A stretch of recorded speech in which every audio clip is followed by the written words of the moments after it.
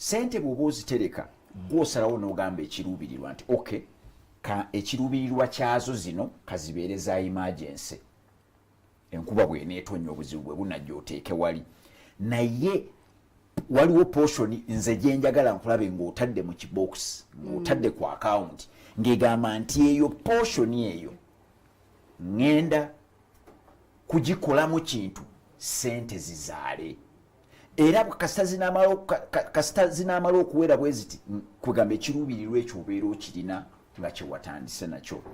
Bangi nnyo abantu abatadde buteezaawo sente ne balowooza nti sente zirina kutuyamba buyambi n'abeera nga azikwata najjayo n'amala emergency zonna ezaaba mwetoolodde ate zitasobola kuggwayo nga ne yeerabira the number one emergency yakutoloka mu kkomera kubanga tubeera mu kkomera eri ebyenfuna number one emergency nga tonnaba nakuyamba oli atannasoma nga tonnaba nakuyamba oli gwe batomedde number one emergency yaggwe kwebbulula wejje mu bunya obw'okubonaabona n'ebyensimbi.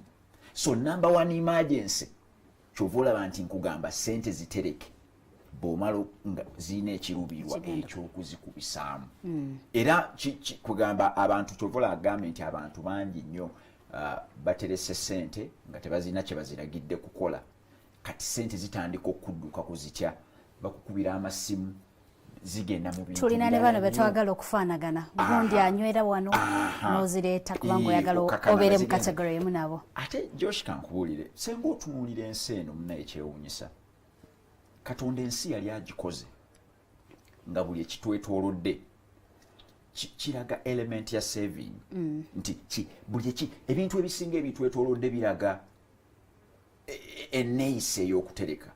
Kankuwa ekyokulabirako emiti senga otunuulira bulungi bw'otunuulira emiti egiri mu nsi tugambe ezo ensi ez'ebweru waliwo season gye bayita autumn September, October, November.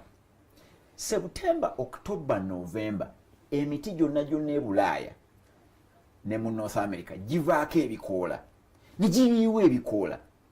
Emiti egyo tegibeera mu bukodyo bwa kusasamaza tegibeera mu bukodyo bwa kuddugaza kkubo.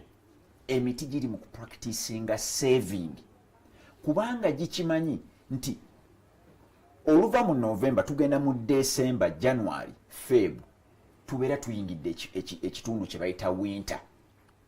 Amazzi gagenda beera mazibu ga kufuna ettondo ly'otuzi liba n'okwekwata lyekutte ng'omuti terisobola kugufuna. So omuti kye gukola nga guyiwa ebikoola guleme kuluzinga kati gwetegeka guleme kuluzinga mazzi ago. So emiti giri mu practicinga saving. Ensigo tunuulira butunuuliza ensigo ne bw'otunuulira ekijanjaalo ne bw'otunuulira kasooli. Ebintu ebyo bw'ojjukira mu primary twabisomanga birina kye bayita cotyledon. Ekijanjaalo kirina cotyledon bbiri kyova olaba okimenyamu kirina eno n'eno kiba bwe kiti. Kasooli yalina cotyledon egi naye eyo cotyledon kyeri mu kukola kintu eki kusevinga mmere kubanga eyo ensigo ekimanyi nti omuntu ajja kunneefuulira lumu laba bwansuula mu ttaka. Ekijanjaalo oba kasooli kasita ogeza n'okisuula mu ttaka kirina okukozesa emmere gye kyatereka. Eyo emmere gye kyatereka yeekiyamba okulwana olutalo olw'okuvaayo mu ttaka. Era ekijanjaalo oba kasooli kasita olaba nga aliiriddwa akawuka emmere gy'aterese n'ebeera ng'ekendedde kiba tekisobola kutereka.